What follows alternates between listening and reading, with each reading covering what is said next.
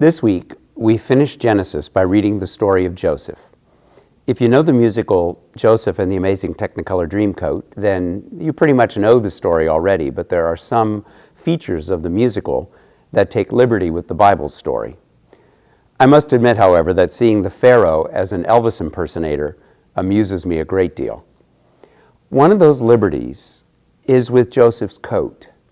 It may have been multicolored, as the musical says, as the King James Version of the Bible says, or it may have had sleeves, as the New Revised Standard Version says. The Hebrew is not clear.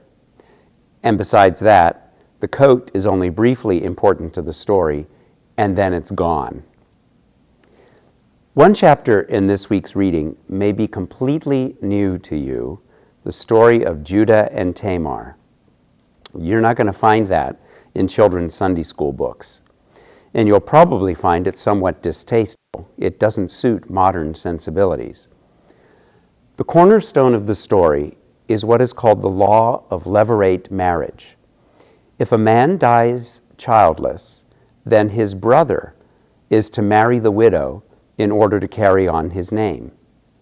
That is why Onan doesn't want to get her pregnant. The child would be considered his brother's child, not his. Anyway, Judah, the father in the story, fails to do his duty, and Tamar tricks him. And then notice Judah's reaction.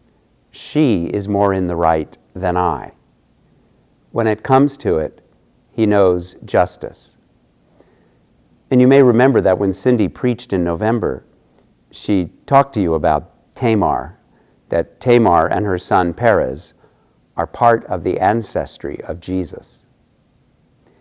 This week's reading includes two of my favorite moments in the Old Testament history.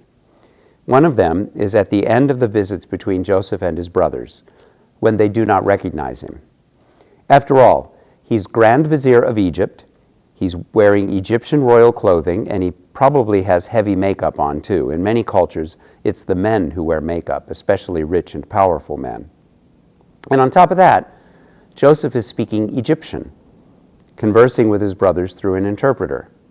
So they don't recognize him, but he knows them, and he plays some rather cruel tricks on them to get them to leave his full brother Benjamin with him. Finally, though, his emotions overcome him, and he says to his servants, "Leave us." When he's alone with his brothers, he says to them in Hebrew, "I am Joseph. Is my father still alive?" The rest of that encounter is beautiful, but those simple words always move me. I am Joseph. Is my father still alive? The other favorite moment is when Jacob and all his household move to Egypt, lock, stock, and barrel, and Joseph takes his father to meet his boss, the Pharaoh. Now understand, Egypt is the regional power. The Pharaoh is an absolute monarch, and he's considered semi-divine. And the emperor of the most powerful nation in the Middle East bowed his head so the old patriarch Jacob could bless him. I love that image. Well, the end of the story includes a moment both sad and beautiful. Joseph's brothers never get it that he has forgiven them. And so after their father dies, they tell him a lie in order to try to save their lives. Joseph has no intention of harming them or their families. He has forgiven them for what they did to him. After all, it turned out well.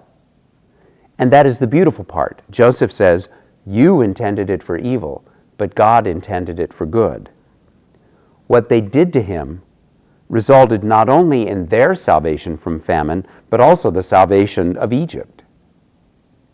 God took their jealousy and hatred and made something good of it. But they couldn't get that. So they lied. And that is sad. I hope you enjoy this story as much as I do.